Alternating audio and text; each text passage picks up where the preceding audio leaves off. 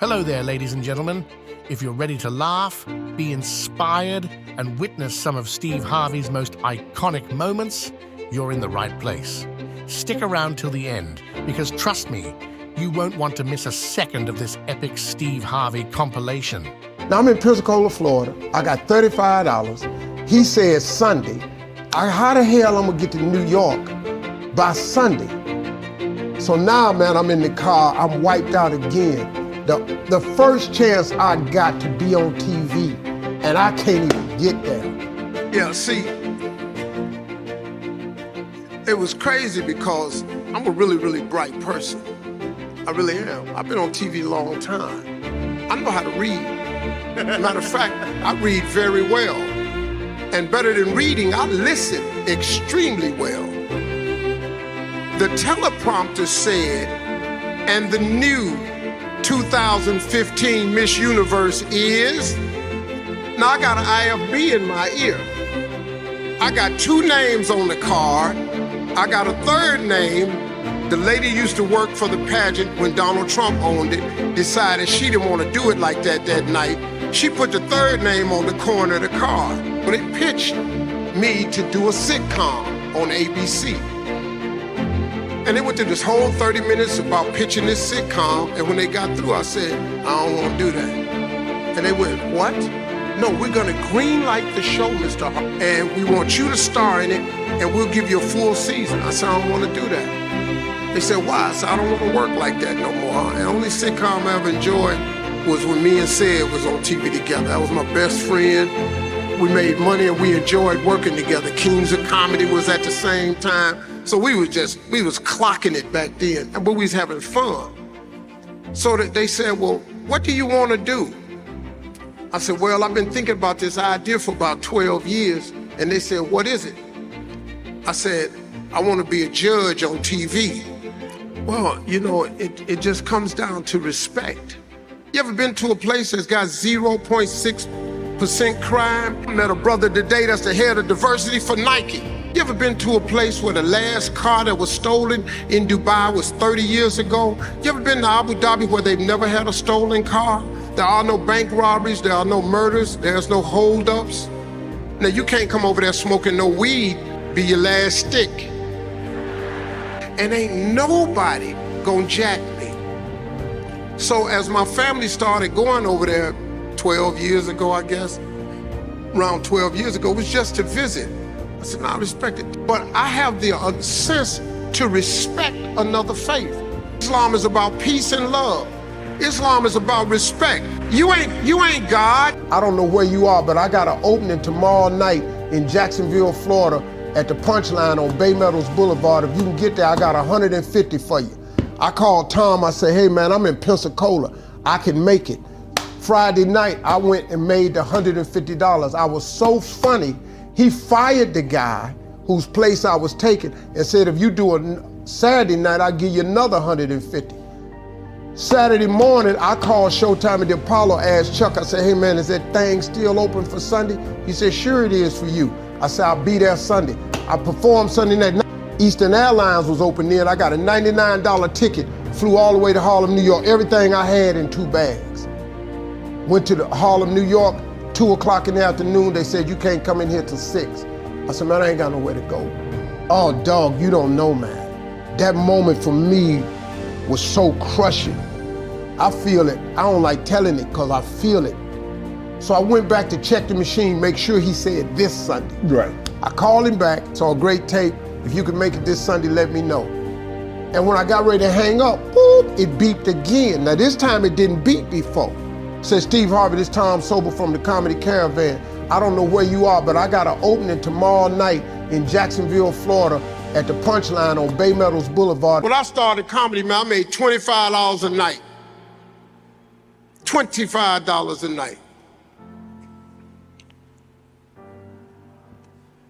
I just kept working, 100, 150 a night, 125, 500 a night, 1,000, $10,000 a night, $25,000 a night. I got $250,000 a night. I got $500,000, I made $1 million a day. But I did it so many times, just kept working. See, I done been in here before. I sold all this out. I done sold out State Farm Arena. I done sold out to Phillips. Hell, me and the Kings, we sold out to Georgia Dome. I'm used to big ass crowds. But when I first started, it was 12 people in there.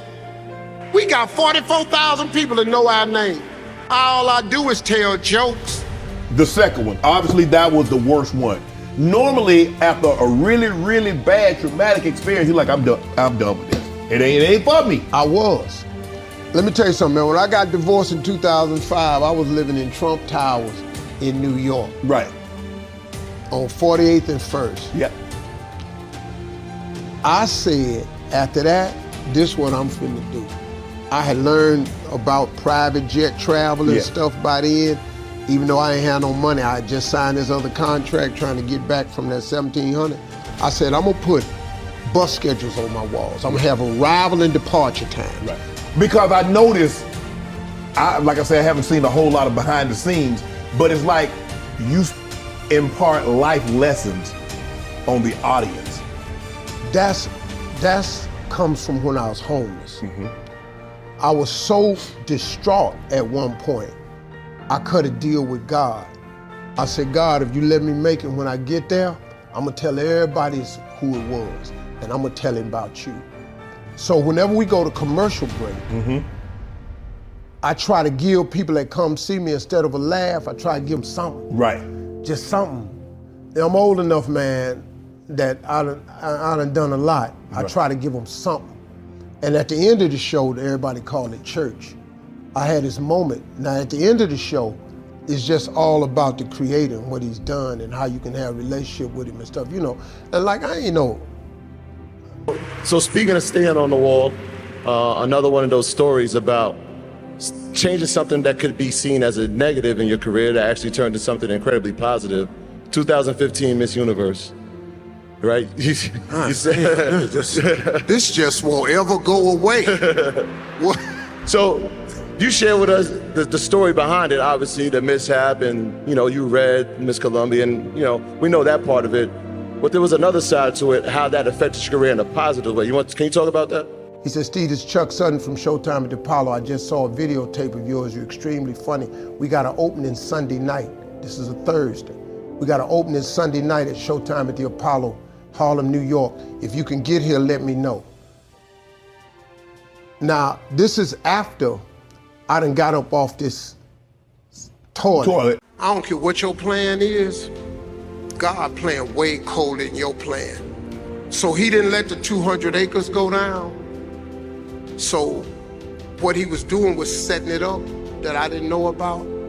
So Marjorie and I bought months back. We bought the whole thing, the whole 1,600 acres.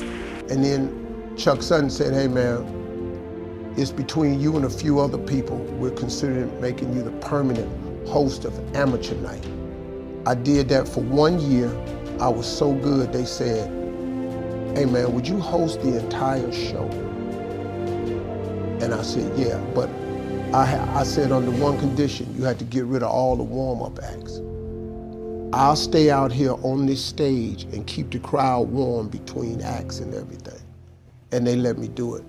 Because Apollo was a dangerous place, man. Yeah. The first year I had a warm-up act, he would go out there and they would get pissed. I would hear them booing and stuff. Now I got to go back out here and resurrect this dead-ass crowd, right? So I just started doing it all myself. And I stayed on TV, man. So, we're gonna get back to that. So I set the toilet lid down and that soap just dried on me. And I was sitting there, man, and just tears. I said, man, look at my life. I'm washing up in bathrooms. I've been taking baths and washing up at rest stops and gas stations. I'm going home, man. I quit. Thanks for tuning in to this hilarious Steve Harvey compilation.